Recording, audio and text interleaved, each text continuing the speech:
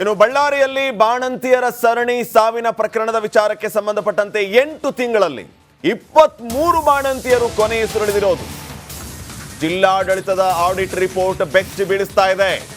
ಒಂದಲ್ಲ ಎರಡಲ್ಲ 8 ತಿಂಗಳಲ್ಲಿ 23 ಬಾಣಂತಿಯರು ಸಾವನ್ನಪ್ಪಿದ್ದಾರೆ. ಜಿಲ್ಲಾಡಳಿತದ ಆಡಿಟ್ ರಿಪೋರ್ಟ್ ಹೇಳ್ತಾ ಇರೋದಿದು. ಸರ್ಕಾರಕ್ಕೆ ಜಿಲ್ಲಾಡಳಿತ ಆಡಿಟ್ ರಿಪೋರ್ಟ್ ಅನ್ನು ಸಲ್ಲಿಸಿದೆ. ಏಪ್ರಿಲ್ ಇಂದ ಈವರೆಗೆ 23 ಬಾಣಂತಿಯರ ಸಾವಾಗಿದೆ. ಜಿಲ್ಲಾ ಆಸ್ಪತ್ರೆ ವಿಮ್ಸ್ನಲ್ಲಿ ಬಾಣಂತಿಯರ ಸಾವಿನ ಬಗ್ಗೆ ನಿಮ್ಮ ರಿಪಬ್ಲಿಕ್ ಕನ್ನಡ ವರದಿಯನ್ನ ಮಾಡಿತ್ತು.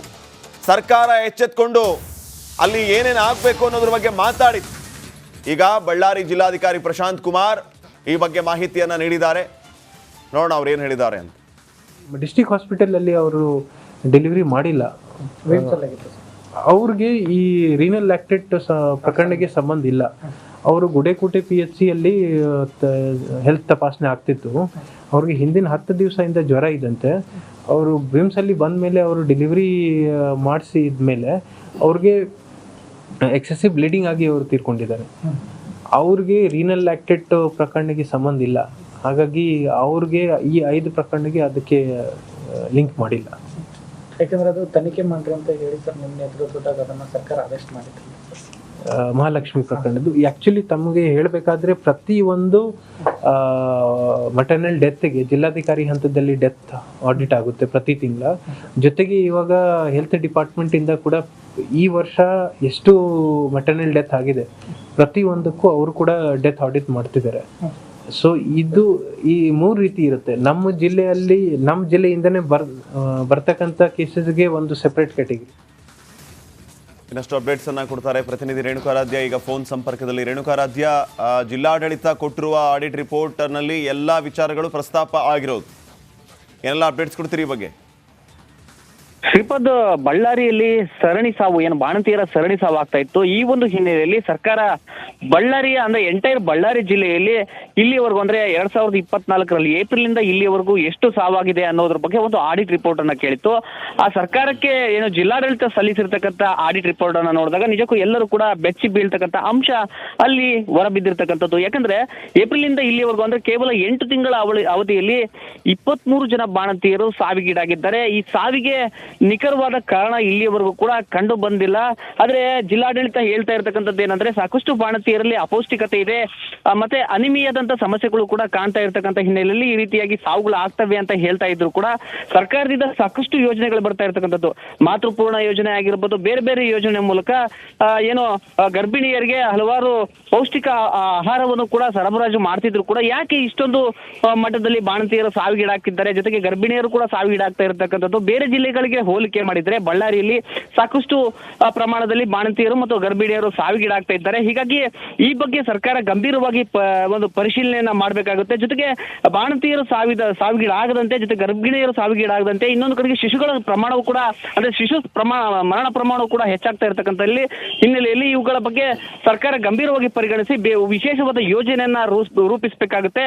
ಇತ್ತೀಚೆಗಷ್ಟೇ IV ಫ್ಲೂಯಿಡ್ ನಿಂದಾಗಿ ಬಾಣಂತಿಯರ ಸರಣಿ ಸಾವಾಯಿತು. ಆ ಬಳಿಕ ಜಿಲ್ಲಾಡಳಿತ ಈಗ ಎಚ್ಚೆತ್ತುಕೊಂಡಿದೆ, ಜೊತೆಗೆ ಸರ್ಕಾರವೂ ಕೂಡ ಎಚ್ಚೆತ್ತುಕೊಂಡಿದೆ. ಇನ್ನು ಮುಂದೆ ಯಾವ ರೀತಿಯಾಗಿ ಈ ರೀತಿಯಾದ ಪ್ರಕರಣಗಳನ್ನ ನಿಭಾಯಿಸುತ್ತೆ ಅನ್ನೋದನ್ನ ಕಾದು ನೋಡಬೇಕಾಗುತ್ತೆ. Shripad, okay, thank you Renukaradhya ಮಾಹಿತಿಗಾಗಿ.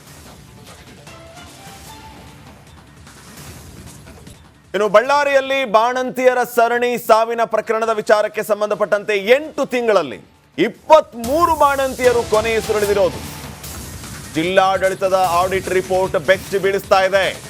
ಒಂದಲ್ಲ ಎರಡಲ್ಲ 8 ತಿಂಗಳಲ್ಲಿ 23 ಬಾಣಂತಿಯರು ಸಾವನ್ನಪ್ಪಿದ್ದಾರೆ. ಜಿಲ್ಲಾಡಳಿತದ ಆಡಿಟ್ ರಿಪೋರ್ಟ್ ಹೇಳ್ತಾ ಇರೋದಿದು. ಸರ್ಕಾರಕ್ಕೆ ಜಿಲ್ಲಾಡಳಿತ ಆಡಿಟ್ ರಿಪೋರ್ಟ್ ಅನ್ನ ಸಲ್ಲಿಸಿದೆ. ಏಪ್ರಿಲ್ ಇಂದ ಈವರೆಗೆ 23 ಬಾಣಂತಿಯರ ಸಾವಾಗಿದೆ. ಜಿಲ್ಲಾ ಆಸ್ಪತ್ರೆ ವಿಮ್ಸ್ನಲ್ಲಿ ಬಾಣಂತಿಯರ ಸಾವಿನ ಬಗ್ಗೆ ನಿಮ್ಮ ರಿಪಬ್ಲಿಕ್ ಕನ್ನಡ ವರದಿಯನ್ನ ಮಾಡಿತ್ತು. ಸರ್ಕಾರ ಎಚ್ಚೆತ್ತುಕೊಂಡು ಅಲ್ಲಿ ಏನೇನು ಆಗಬೇಕು ಅನ್ನೋದ್ರ ಬಗ್ಗೆ ಮಾತಾಡಿತ್ತು. ಈಗ ಬಳ್ಳಾರಿ ಜಿಲ್ಲಾಧಿಕಾರಿ ಪ್ರಶಾಂತ್ ಕುಮಾರ್ ಈ ಬಗ್ಗೆ ಮಾಹಿತಿಯನ್ನ ನೀಡಿದ್ದಾರೆ. ನೋಡೋಣ ಅವ್ರು ಏನು ಹೇಳಿದ್ದಾರೆ ಅಂತ. ಡಿಸ್ಟ್ರಿಕ್ಟ್ ಹಾಸ್ಪಿಟಲ್ ಅಲ್ಲಿ ಅವರು ಡೆಲಿವರಿ ಮಾಡಿಲ್ಲ. ಅವ್ರಿಗೆ ಈ ರೀನಲ್ ಲ್ಯಾಕ್ಟೇಟ್ ಪ್ರಕರಣಕ್ಕೆ ಸಂಬಂಧ ಇಲ್ಲ. ಅವರು ಗುಡೇಕೋಟೆ PHC ಅಲ್ಲಿ ಹೆಲ್ತ್ ತಪಾಸಣೆ ಆಗ್ತಿತ್ತು. ಅವ್ರಿಗೆ ಹಿಂದಿನ 10 ದಿವಸದಿಂದ ಜ್ವರ ಇದ್ದಂತೆ. ಅವರು ಬಿಮ್ಸಲ್ಲಿ ಬಂದ ಮೇಲೆ ಅವರು ಡೆಲಿವರಿ ಮಾಡಿಸಿದ್ಮೇಲೆ ಅವ್ರಿಗೆ ಎಕ್ಸೆಸಿವ್ ಬ್ಲೀಡಿಂಗ್ ಆಗಿ ಅವರು ತೀರ್ಕೊಂಡಿದ್ದಾರೆ. ಅವ್ರಿಗೆ ರೀನಲ್ ಲ್ಯಾಕ್ಟೇಟ್ ಪ್ರಕರಣಕ್ಕೆ ಸಂಬಂಧ ಇಲ್ಲ. ಹಾಗಾಗಿ ಅವ್ರಿಗೆ ಈ 5 ಪ್ರಕರಣಕ್ಕೆ ಅದಕ್ಕೆ ಲಿಂಕ್ ಮಾಡಿಲ್ಲ.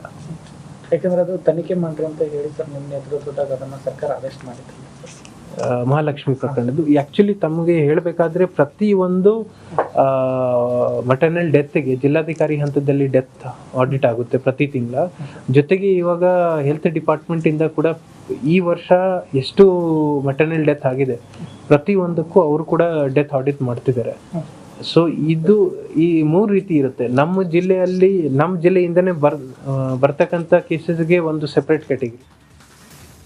ಇನ್ನಷ್ಟು ಅಪ್ಡೇಟ್ಸ್ ಅನ್ನ ಕೊಡ್ತಾರೆ ಪ್ರತಿನಿಧಿ ರೇಣುಕಾರಾಧ್ಯ. ಈಗ ಫೋನ್ ಸಂಪರ್ಕದಲ್ಲಿ. ರೇಣುಕಾರಾಧ್ಯ, ಜಿಲ್ಲಾಡಳಿತ ಕೊಟ್ಟಿರುವ ಆಡಿಟ್ ರಿಪೋರ್ಟ್ ನಲ್ಲಿ ಎಲ್ಲಾ ವಿಚಾರಗಳು ಪ್ರಸ್ತಾಪ ಆಗಿರೋದು, ಏನೆಲ್ಲ ಅಪ್ಡೇಟ್ಸ್ ಕೊಡ್ತೀರಿ ಈ ಬಗ್ಗೆ? ಶ್ರೀಪಾದ್, ಬಳ್ಳಾರಿಯಲ್ಲಿ ಸರಣಿ ಸಾವು ಏನು ಬಾಣಂತಿಯರ ಸರಣಿ ಸಾವು ಆಗ್ತಾ ಇತ್ತು. ಈ ಒಂದು ಹಿನ್ನೆಲೆಯಲ್ಲಿ ಸರ್ಕಾರ ಬಳ್ಳಾರಿಯ ಅಂದ್ರೆ ಎಂಟೈರ್ ಬಳ್ಳಾರಿ ಜಿಲ್ಲೆಯಲ್ಲಿ ಇಲ್ಲಿವರೆಗೂ ಅಂದ್ರೆ 2024ರಲ್ಲಿ ಏಪ್ರಿಲ್ ಇಲ್ಲಿವರೆಗೂ ಎಷ್ಟು ಸಾವಾಗಿದೆ ಅನ್ನೋದ್ರ ಬಗ್ಗೆ ಒಂದು ಆಡಿಟ್ ರಿಪೋರ್ಟ್ ಅನ್ನ ಕೇಳಿತ್ತು.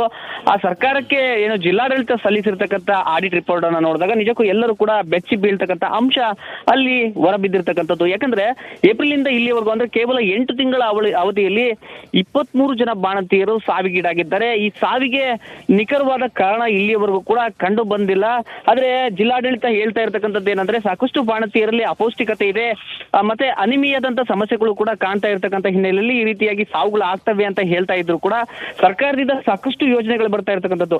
ಮಾತೃಪೂರ್ಣ ಯೋಜನೆ ಆಗಿರ್ಬೋದು, ಬೇರೆ ಬೇರೆ ಯೋಜನೆ ಮೂಲಕ ಏನೋ ಗರ್ಭಿಣಿಯರಿಗೆ ಹಲವಾರು ಪೌಷ್ಟಿಕ ಆಹಾರವನ್ನು ಕೂಡ ಸರಬರಾಜು ಮಾಡ್ತಿದ್ರು ಕೂಡ ಯಾಕೆ ಇಷ್ಟೊಂದು ಮಟ್ಟದಲ್ಲಿ ಬಾಣಂತಿಯರು ಸಾವಿಗೀಡಾಗ್ತಿದ್ದಾರೆ, ಜೊತೆಗೆ ಗರ್ಭಿಣಿಯರು ಕೂಡ ಸಾವಿಗೀಡಾಗ್ತಾ ಇರ್ತಕ್ಕಂಥದ್ದು. ಬೇರೆ ಜಿಲ್ಲೆಗಳಿಗೆ ಹೋಲಿಕೆ ಮಾಡಿದ್ರೆ ಬಳ್ಳಾರಿಯಲ್ಲಿ ಸಾಕಷ್ಟು ಪ್ರಮಾಣದಲ್ಲಿ ಬಾಣಂತಿಯರು ಮತ್ತು ಗರ್ಭಿಣಿಯರು ಸಾವಿಗೀಡಾಗ್ತಾ ಇದ್ದಾರೆ. ಹೀಗಾಗಿ ಈ ಬಗ್ಗೆ ಸರ್ಕಾರ ಗಂಭೀರವಾಗಿ ಒಂದು ಪರಿಶೀಲನೆಯನ್ನ ಮಾಡಬೇಕಾಗುತ್ತೆ. ಜೊತೆಗೆ ಬಾಣಂತಿಯರು ಸಾವಿಗೀಡಾಗದಂತೆ, ಜೊತೆ ಗರ್ಭಿಣಿಯರು ಸಾವಿಗೀಡಾಗದಂತೆ ಇನ್ನೊಂದು ಕಡೆಗೆ ಶಿಶುಗಳ ಪ್ರಮಾಣವು ಕೂಡ ಅಂದ್ರೆ ಮರಣ ಪ್ರಮಾಣವು ಕೂಡ ಹೆಚ್ಚಾಗ್ತಾ ಇರ್ತಕ್ಕಂಥ ಹಿನ್ನೆಲೆಯಲ್ಲಿ ಇವುಗಳ ಬಗ್ಗೆ ಸರ್ಕಾರ ಗಂಭೀರವಾಗಿ ಪರಿಗಣಿಸಿ ವಿಶೇಷವಾದ ಯೋಜನೆಯನ್ನ ರೂಪಿಸಬೇಕಾಗುತ್ತೆ. ಇತ್ತೀಚೆಗಷ್ಟೇ IV ಫ್ಲೂಯಿಡ್ ನಿಂದಾಗಿ ಬಾಣಂತಿಯರ ಸರಣಿ ಸಾವಾಯಿತು. ಆ ಬಳಿಕ ಜಿಲ್ಲಾಡಳಿತ ಈಗ ಎಚ್ಚೆತ್ತುಕೊಂಡಿದೆ, ಜೊತೆಗೆ ಸರ್ಕಾರವೂ ಕೂಡ ಎಚ್ಚೆತ್ತುಕೊಂಡಿದೆ. ಇನ್ನು ಮುಂದೆ ಯಾವ ರೀತಿಯಾಗಿ ಈ ರೀತಿಯಾದ ಪ್ರಕರಣಗಳನ್ನ ನಿಭಾಯಿಸುತ್ತೆ ಅನ್ನೋದನ್ನ ಕಾದು ನೋಡ್ಬೇಕಾಗುತ್ತೆ. Shripad. Okay, thank you Renukaradhya ಮಾಹಿತಿಗಾಗಿ.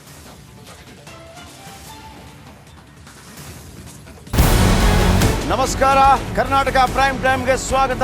ನಾನು ಜಯಪ್ರಕಾಶ್ ಶೆಟ್ಟಿ. ಇಡೀ ಕರ್ನಾಡು ಇವತ್ತು ರೆಬೆಲ್ ಆಗಿ ನಿಂತಿದೆ.